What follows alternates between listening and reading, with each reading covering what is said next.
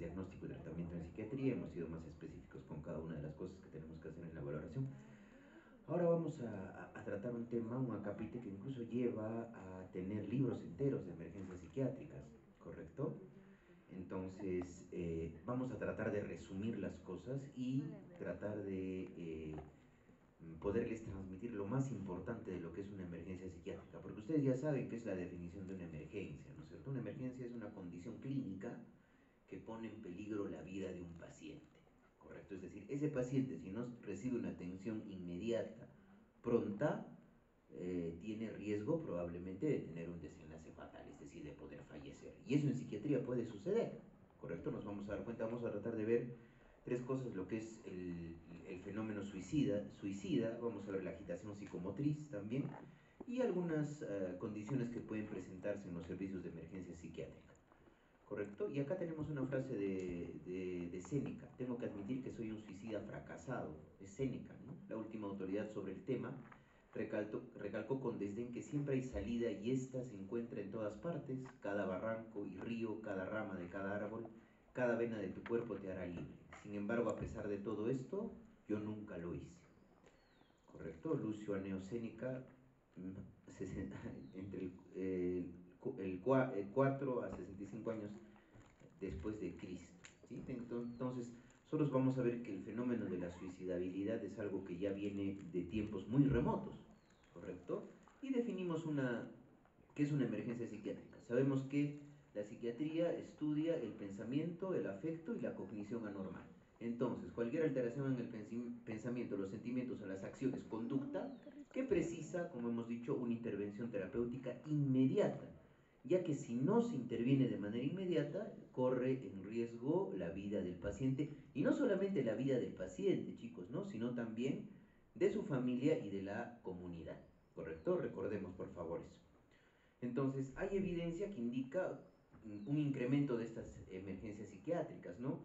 Intoxicaciones por sustancias dentro de un intento suicida, la propia conducta suicida, la agitación psicomotora que vamos a ver, patología psicosomática, trastornos de personalidad con crisis y trastornos del control de impulsos. Y esto va a tener mucho que ver con los factores determinantes sociales de la salud mental.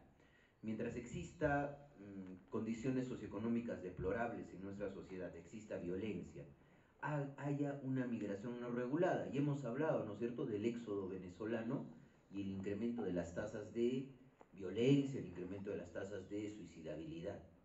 La misma pandemia por COVID-19 ha llevado a que nosotros, desde el punto de vista psiquiátrico y epidemiológico, determinemos una quinta ola de enfermedades, que vienen a ser las enfermedades mentales, ¿sí? Y también a veces, como yo les he dicho, ¿no?, y se los vuelvo a recalcar, muchas veces nosotros los psiquiatras o los psicólogos clínicos que trabajamos en salud mental tendemos a psicologizar o a psiquiatrizar problemas inherentes de la condición humana, ¿correcto? Cosas que de repente son adaptativas y no requieren un tratamiento psicofarmacológico, lo medicamos, cuando solamente se puede hacer una intervención breve con psicoterapia, ¿sí? Y esto hace que se eleve la demanda de los servicios de atención psiquiátrica en los servicios de urgencias, ¿correcto? Y entre las emergencias psiquiátricas hay que tener en cuenta que va a haber una distribución y va a haber diferencias epidemiológicas, ¿no? La relación entre hombre, mujer o varón, mujer es distinta, es mucho más frecuente en las emergencias psiquiátricas en mujeres solteras. El 20% de todas las emergencias tienen que ver con el fenómeno de la suicidabilidad o la conducta suicida. 10% son pacientes con violencia, tanto autoagresividad como heteroagresividad. Y los diagnósticos más frecuentes son, pues chicos, ¿no? Viene un intento de suicidio asociado probablemente a un cuadro depresivo mayor, viene un paciente muy agitado asociado a un episodio maníaco, o una agitación psicomotora dentro de la exacerbación o un brote agudo de un paciente que tiene el diagnóstico de esquizofrenia. Y luego los síndromes de abstinencia, que también son emergencias. Dos síndromes de abstinencia son emergencias, chicos, que conllevan el riesgo de vida en el paciente. La abstinencia al alcohol y la abstinencia a los opioides. Ya, recuerden por favor eso es pregunta de examen. Los servicios de urgencias, chicos, son la puerta muchas veces de entrada a las unidades de hospitalización psiquiátrica, y alrededor del total de pacientes que se observan en una unidad de observación de emergencia psiquiátrica, el 40% de estos pacientes atendidos requieren hospitalización mucho más larga. Entonces, acá tenemos cómo vamos a hacer una evaluación de una emergencia psiquiátrica.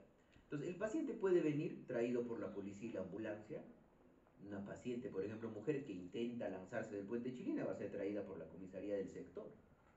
Puede venir también por medios propios, un paciente, y puede venir derivado de otros servicios. Muchas veces se hace una interconsulta medicina y medicina lo envía, o nosotros, el psiquiatra de enlace, hace la evaluación, valora que ese paciente tiene que pasar a observación de emergencia psiquiátrica y pasa a observación de emergencia psiquiátrica.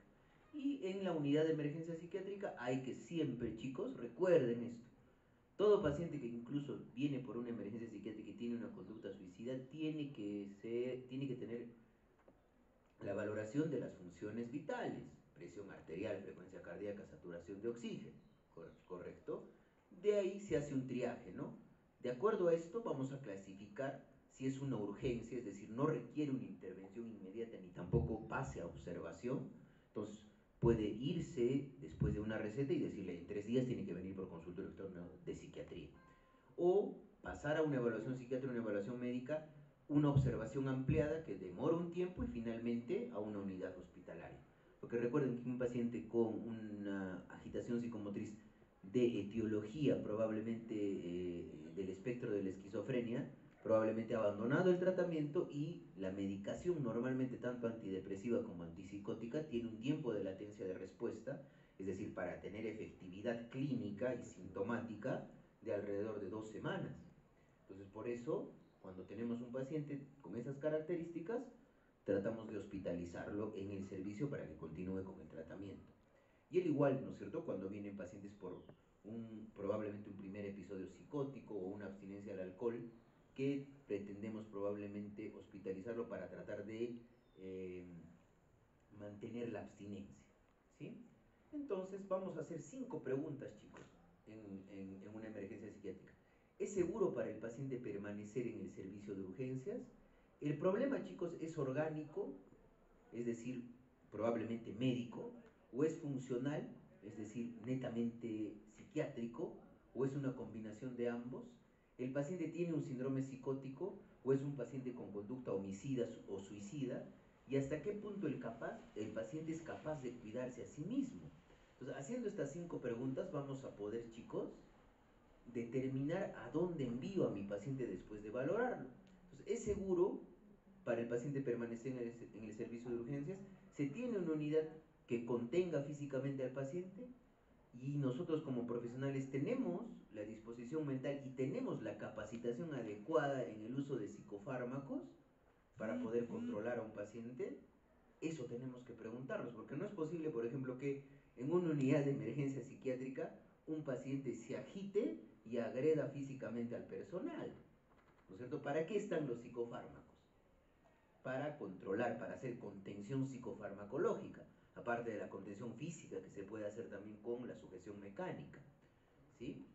Entonces, como le hemos dicho, es un problema orgánico, funcional o una combinación de ambos. Para esto sirve, chicos, ciertas características que me indican que probablemente hay una causa médica dentro de esa emergencia psiquiátrica, un inicio agudo, ¿correcto?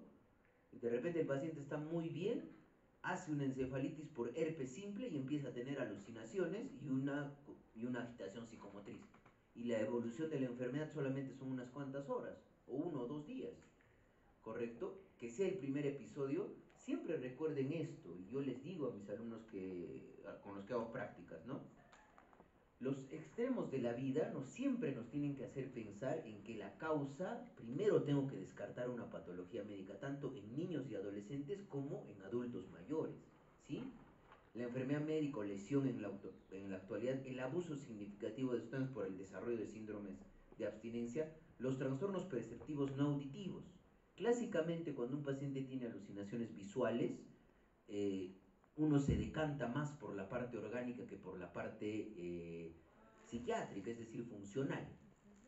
¿Correcto? Síntomas neurológicos que tenga probablemente focalización neurológica, signos clásicos del estado mental, más que todo compromiso de conciencia.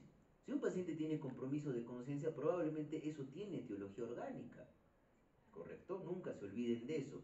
Y otros signos en el estado mental, trastorno del habla, del movimiento de la marcha, o una apraxia constructiva, un paciente que no pueda dibujar un reloj, la intersección de pentágonos, o son dibujos, son test que se utilizan para valorar la praxia, es decir, la integridad de la corteza cerebral al momento de realizar actividades, ¿correcto? Y finalmente, ¿cómo responder a estas 5 preguntas? ¿Estamos con un paciente con un síndrome psicótico? Entonces, en los pacientes con un probable síndrome psicótico hay que valorar el grado de compromiso y el juicio de la realidad. Ya por definición una psicosis tiene compromiso de juicio de realidad. Valorar la afectividad, la cognición, y si probablemente hay fenómenos regresivos, ya es decir, adopta posturas probablemente pueriles el paciente. Sí, y en situaciones donde hay afectación de estas áreas sin compromiso del nivel de conciencia, se puede priorizar la intervención, ¿ya? En un paciente con psicosis. Y en un paciente con conducta suicida o homicida, vamos a hablar de estos términos, ¿no? Conducta suicida, conducta parasuicida, conducta homicida. Hay que ver y hay que valorar si alguna vez anteriormente ha querido suicidarse, porque ese es el factor predictivo más importante. Intentos de suicidio previos, ¿ya? Igualmente si es que desea morir y se siente tan mal que podría hacerse daño a sí mismo. Entonces, 8 de 10 personas que consuman el suicidio, chicos, le comunican a algún familiar o incluso a su médico de atención primaria antes de hacerlo. Recuerden eso, entonces es una patología prevenible y antecedentes de signos y síntomas de riesgo suicida, tentativas previas, fenómenos afectivos como ansiedad, depresión, agotamiento, disponibilidad de los medios para suicidarse. Es muy diferente, chicos, que un paciente quiera intente, digamos, tenga una tentativa autolítica tomando 10 tabletas de paracetamol, a que se tome 500 tabletas de paracetamol con una botella de ron. Es muy diferente, ¿no es cierto? Podríamos pensar que es una conducta parasuicida y otra sí es un intento de suicidio franco. Recuerden eso. Y como les digo, para resumir, el principal factor predictor de un suicidio son los intentos previos de suicidio. Ese es el principal factor predictor, ¿ya? Entonces, ¿hasta qué punto el paciente es capaz de cuidarse a sí mismo? Entonces, acá tenemos que valorar pacientes violentos, ¿no? Determinar la causa de la conducta violenta también determinará el tratamiento. Puede ser un paciente, por ejemplo, que venga intoxicado por alcohol y venga agresivo, irritable y haya golpeado a varias personas, ¿correcto? Y los mejores predictores de conducta violenta, como les hemos dicho, son consumo excesivo de alcohol y antecedentes de actos violentos con detenciones y actividad delictiva, ¿correcto? La violencia, chicos, no es propia, o sea, a veces nosotros pensamos que un paciente psiquiátrico es violento, cuando no es así, ¿correcto? No todos los pacientes psiquiátricos son violentos, ni tampoco todos los pacientes violentos son psiquiátricos, ¿correcto? Es una respuesta. Y la evaluación y predicción de la conducta violenta nos va a permitir ver signos de violencia inminente. Lo que yo les decía, ¿no? Si yo veo a un paciente que está apretando los puños y empieza a mover las piernas y empieza a tener conductas, chicos, que me hacen ver que está irritable y que está hostil hacia mí cuando yo le hago una pregunta, no sé, me responde, usted verá.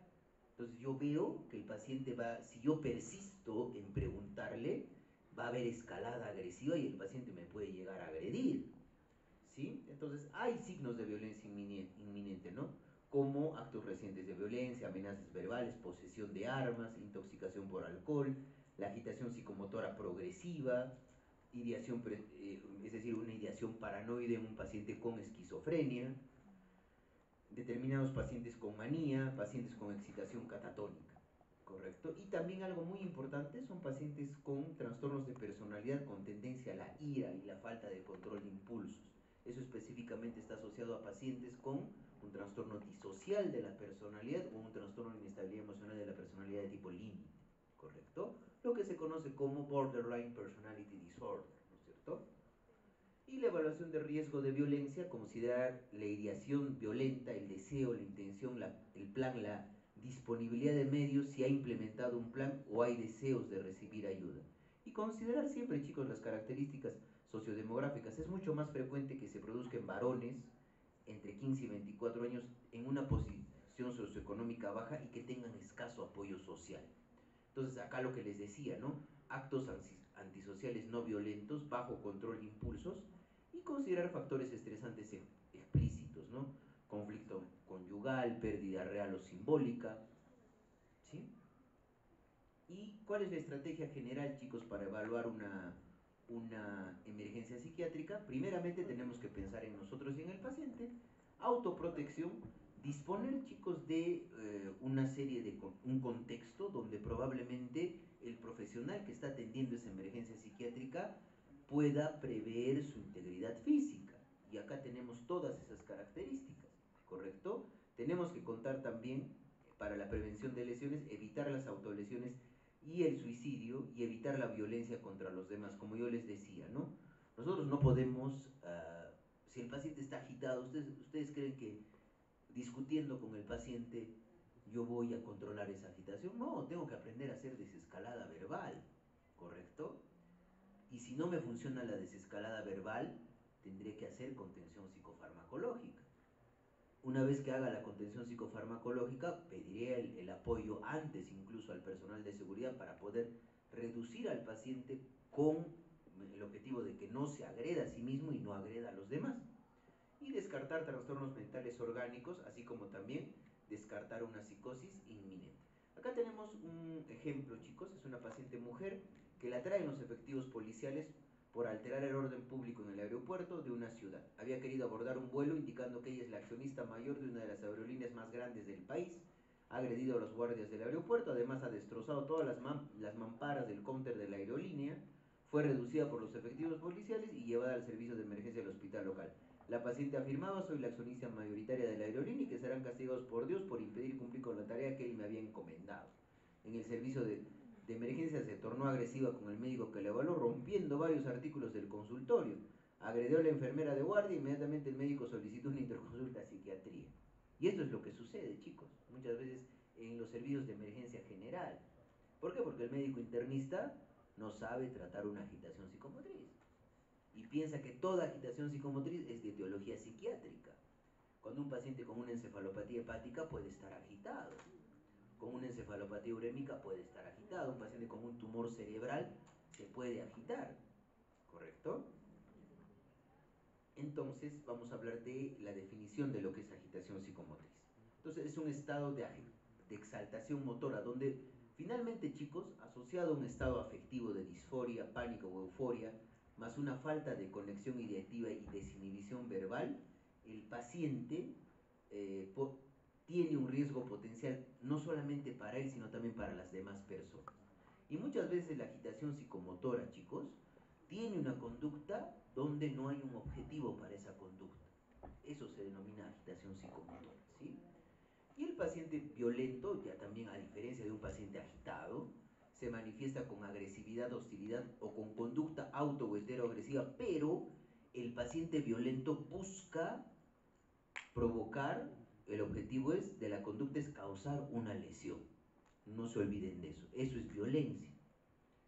Y finalmente, la agitación psicomotriz y la violencia pueden presentarse en pacientes con trastornos psiquiátricos. Recuerden lo que les decía, con trastornos neurológicos, orgánicos, trastornos de personalidad con elevada impulsividad, intoxicación o un síndrome de abstinencia a sustancias psicoactivas. Y esto es lo que les decía previamente. No todo paciente violento es necesariamente un paciente con un diagnóstico psiquiátrico. Y esto es lo que quiero que se saquen de la cabecita, ese esquema.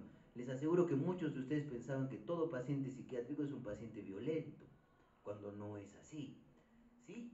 Y la población general presenta más tasas de violencia, chicos, agresividad y criminalidad que los pacientes con trastornos mentales. Incluso los pacientes con trastornos mentales son más víctimas de violencia que otros grupos poblacionales, ¿sí? ¿Y cómo evaluamos a un paciente con agitación psicomotora? Primeramente, como hemos dicho, ¿no? Garantizar la integridad del evaluador y también del equipo de atención. Ahora, ese ambiente donde estoy tratando a ese paciente, ¿es un ambiente adecuado para tratar al paciente? ¿Tengo las condiciones? Y el inicio de la entrevista tiene que mostrar interés, ser directa y sincera y poner los límites sin amenaza. Mire, señor, Si usted persiste gritando, no vamos a poder terminar de concluir la evaluación. Así que le voy a solicitar, quiero ayudarlo, quiero escucharlo, pero si levanta la voz y grita, no llego a entenderlo.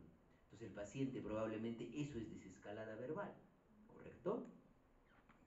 Y el objetivo de la evaluación es determinar la etiología de la agitación psicomotora, ¿sí? O sea, si es orgánica, ¿no? Entonces dense cuenta, chicos, ¿no? Hay dos tipos de agitaciones.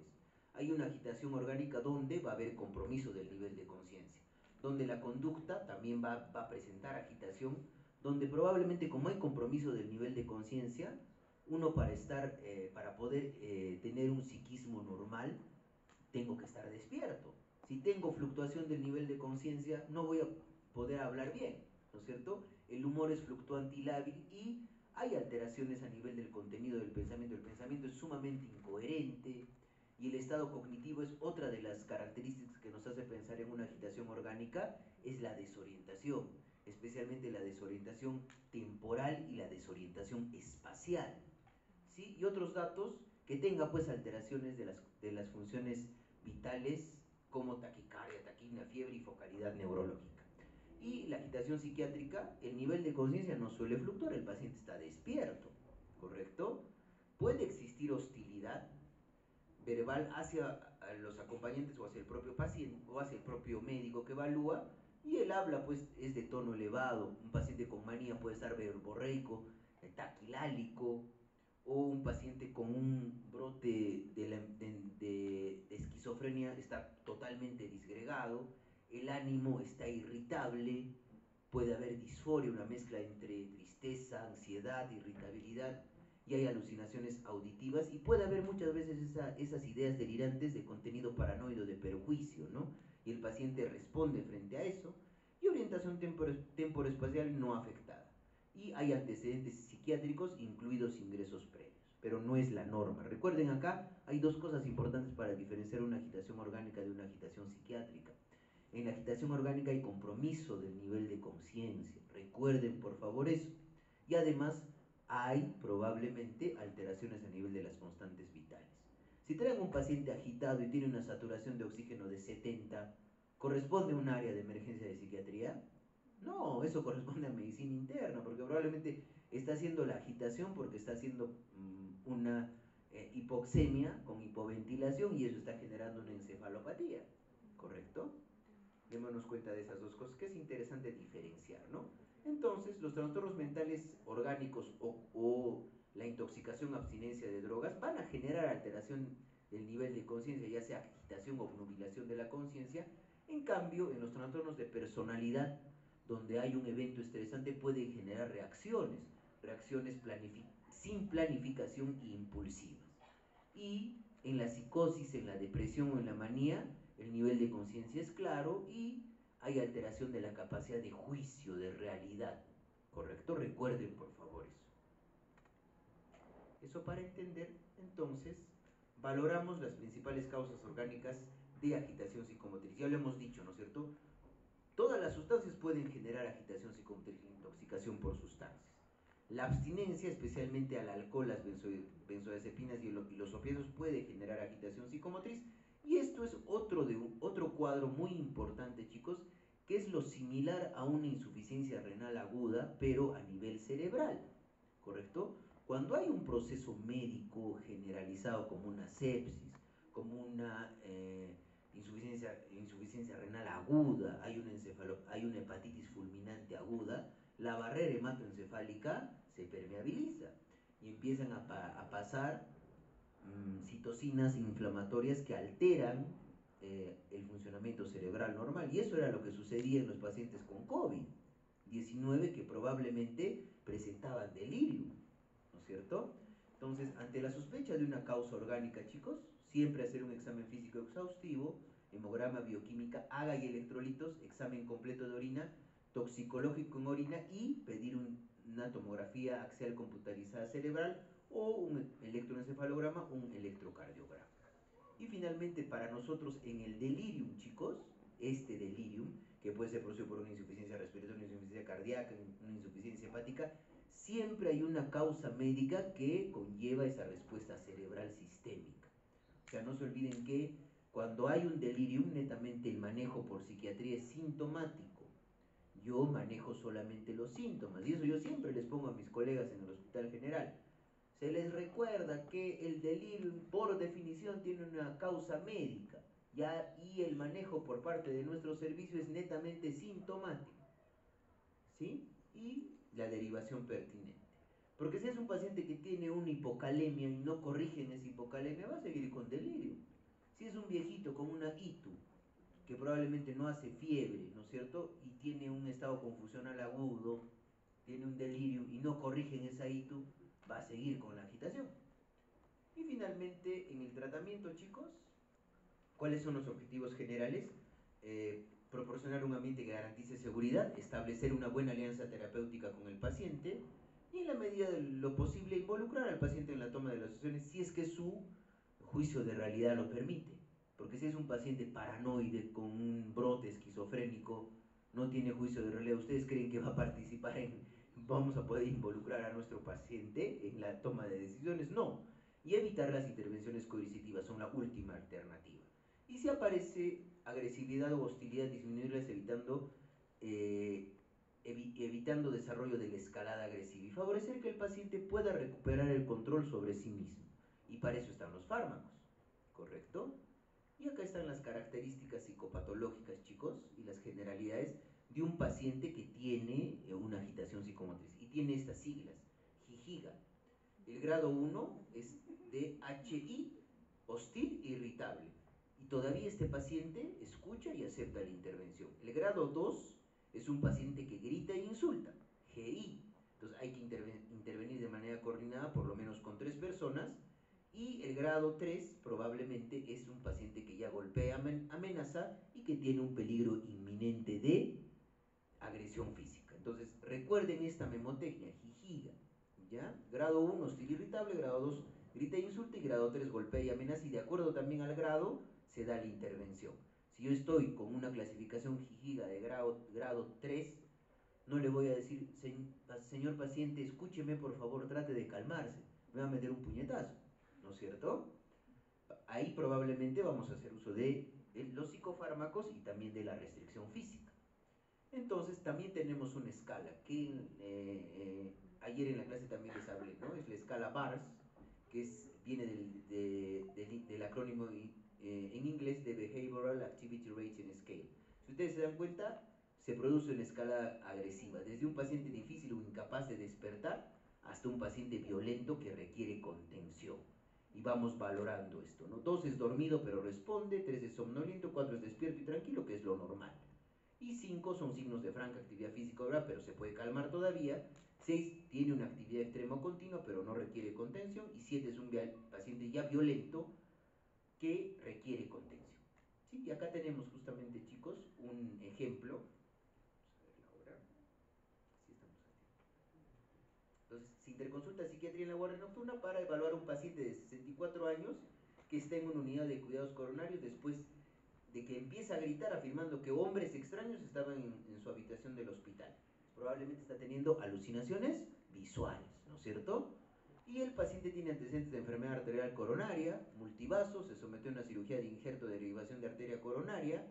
Hace 3 días reclama que vio a varios hombres de aspecto siniestro al pie de su cama, mirándolo amenazantemente. ¿Qué hemos dicho? Cuando hay alucinaciones visuales, ¿en qué me hace pensar más? En un cuadro orgánico, ¿sí? Y el paciente niega haber tenido alguna experiencia inusual como esta previamente, no tiene antecedentes psiquiátricos, ¿sí? No tiene antecedentes psiquiátricos previos, la nota de enfermedad del último turno indica que el paciente ha estado agitado e inquieto, aunque en otras ocasiones parecía estuporoso. Entonces, ¿qué está pasando? Está fluctuando el nivel de conciencia.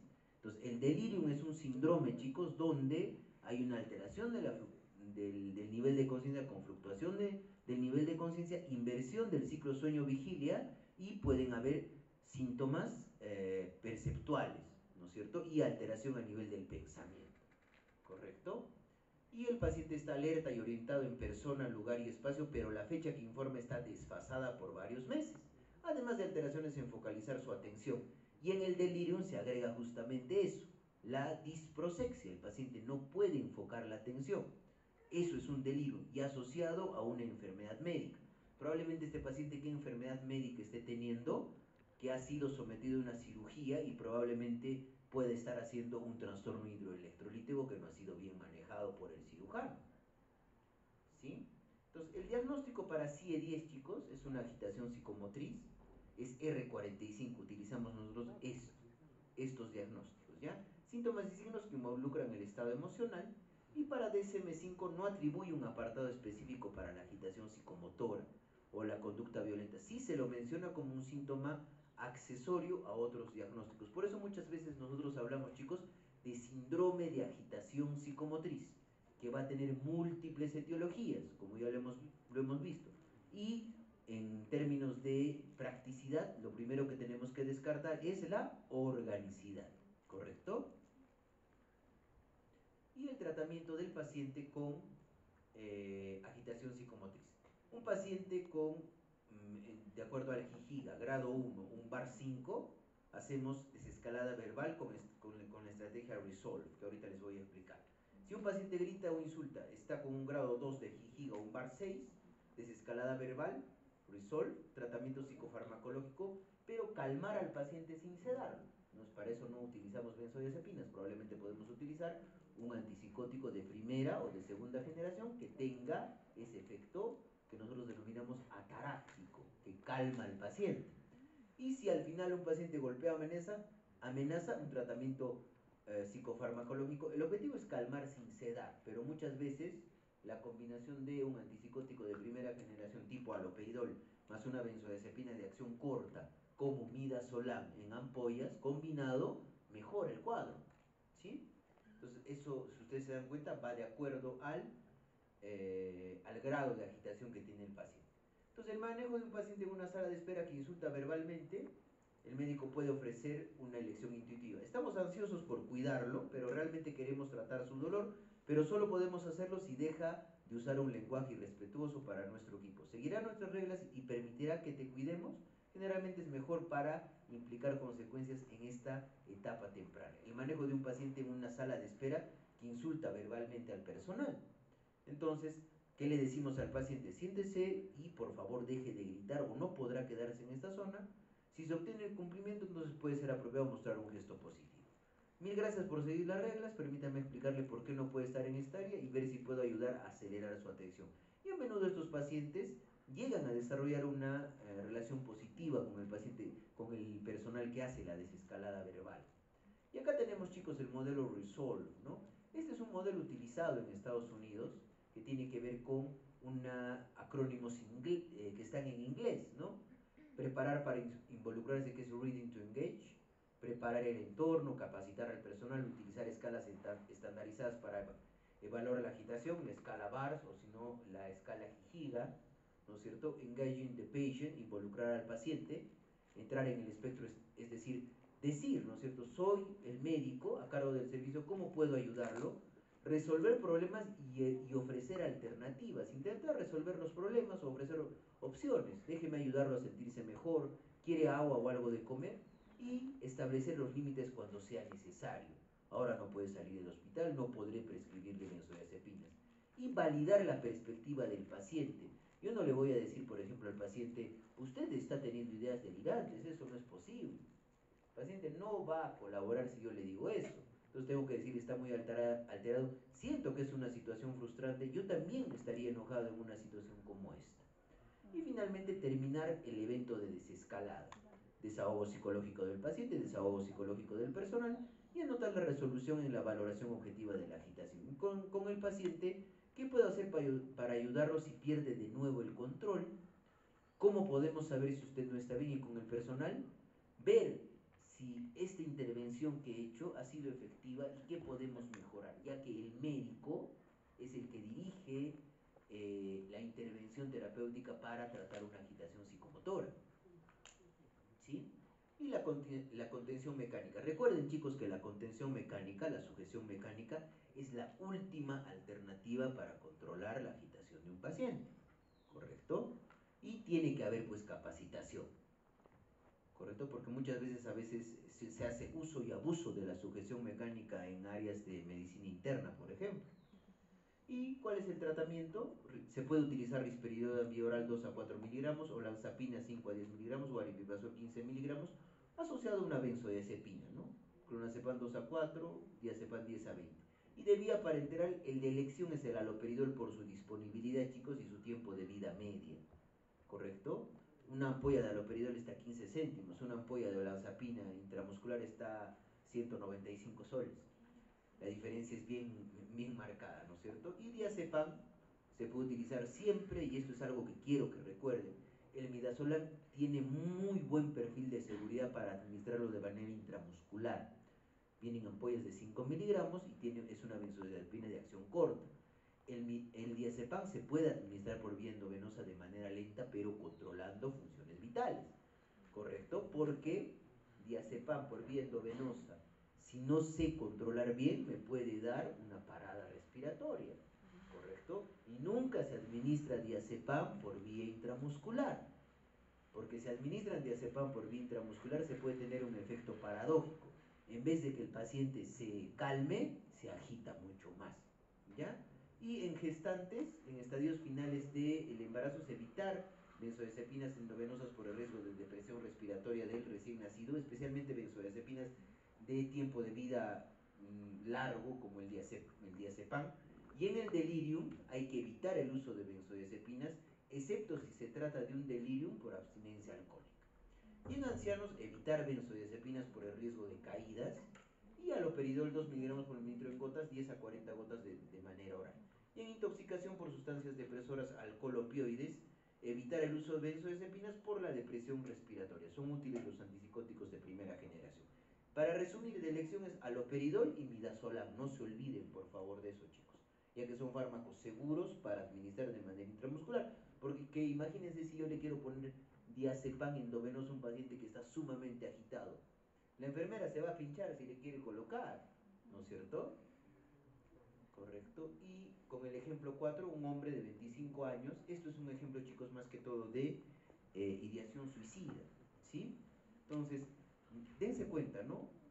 La esposa obtiene una orden de alejamiento de este varón de 25 años, pero a pesar de eso va a la casa de la ex esposa con una pistola de juguete de aspecto real en el bolsillo para darle un susto. No lo dejó entrar y cuando el marido se puso a gritar llamó a la policía. Cuando llegaron 3 agentes de la policía se negó a irse, les apuntó con la pistola de juguete y los provocó para que le disparase. Los policías le ordenaron que tirase su arma, cosa que hizo, y lo detuvieron. Lo llevaron al servicio de urgencias donde la enfermera del servicio anota, ¿no? Hombre divorciado y furioso que ha amenazado a otras personas con una pistola de juguete. El psiquiatra de guardia lo atendió brevemente, determinó que era seguro darle de alta como problema situacional, disputas conyugales, y al día siguiente el hombre se suicidó con monóxido de carbono. O sea, a veces, chicos, hay suicidios también que son difíciles de, digamos, prevenir, ¿correcto? Pero para eso vamos a hablar de qué es el suicidio. Todo caso de muerte que resulta de manera directa o indirecta de un acto positivo o negativo ejecutado por la propia víctima, de tal manera que el resultado va a producir la muerte del paciente. Entonces, en la actualidad es mejor entender como un fenómeno, chicos, desde un continuum de situaciones clínicas, desde ideas pasivas de muerte hasta ideación suicida estructurada, hasta conductas suicidas, ¿no es cierto? Como conductas autolesivas no suicidas, un paciente que ya tiene esas ideas y se realiza cortes en los brazos, ¿no es cierto? Y finalmente el intento de suicidio. Y entre estas conductas autolesivas no suicidas y el intento de suicidio franco están estas conductas parasuicidas, ¿no? Por ejemplo, tomarse 3 tabletas de clonazepam, tomar 8 tabletas de paracetamol, son conductas parasuicidas que en realidad no van a llevar, no son un intento de suicidio, pero están en ese continuum. Y eso es lo que yo quiero que recuerden, es un continuum el suicidio, chicos. Y se va desarrollando hasta lo que nosotros queremos evitar, que es el suicidio consumado. Entonces, acá tenemos, chicos, ¿no? En el suicidio, ¿cuál es el resultado? El resultado es mortal, la muerte del paciente, ¿correcto? Y el propio paciente ha desencadenado ese acto que ha llevado a dicho resultado, y el conocimiento de que la acción iniciada lleva al estado objetivo de muerte. No es necesaria la intención de morir para su consideración como suicidio, porque muchas veces un paciente, por ejemplo, de manera impulsiva se toma 40 tabletas de valproato, hace la insuficiencia renal aguda y se muere. ¿Sí? Entonces, no es necesario eso. En las tentativas el resultado no es mortal y en los parasuicidios tampoco el resultado es mortal, ¿no? Entonces, hay ciertas diferencias, pero lo que yo quiero que entiendan, chicos, es ese continuum que hay en la suicidabilidad. Desde el suicidio consumado hasta desde las ideas pasivas de muerte hacia el suicidio consumado, ¿sí? Y acá tenemos algunas características clínicas, ¿no? En el suicidio el resultado mortal es a corto plazo, la situación terminal no excluye el suicidio, en las tentativas el resultado mortal es un efecto a corto plazo, la situación terminal no excluye el suicidio. Y en los parasuicidios se incluyen los gestos autolesivos no suicidas, como por ejemplo realizarse cortes, golpearse la cabeza, correcto, pero con un fin no autolítico, ¿ya? Recuerden por favor eso. Y acá les traigo una imagen de la epidemiología del suicidio, ¿correcto? Más de 700.000 personas en el 2019 han muerto por suicidio. Y se da mucho más, chicos, miren, en países con bajos y medianos recursos.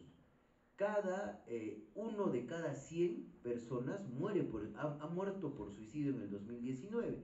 Y el suicidio es la cuarta causa de mortalidad entre jóvenes entre 15 y 29 años, ¿correcto? Es decir, probablemente en muchas personas que están en esta sala, ¿sí? Para que recuerden. 58% de los suicidios ocurren antes de los 50 años, ¿no? Y para el 2030, ¿no? Uno de cada tres va a ser la primera entre las tres causas de muerte, de acuerdo a las proyecciones de la OMS. Y acá tenemos la epidemiología del suicidio, chicos, ¿no? Dense cuenta, acá tenemos a Perú y tiene una tasa de menos de 5 por 100.000 habitantes, ¿correcto? La epidemiología igual vamos a ir específicamente a esa edad, entre los 15 y los 30 años, donde se produce con mayor frecuencia el suicidio.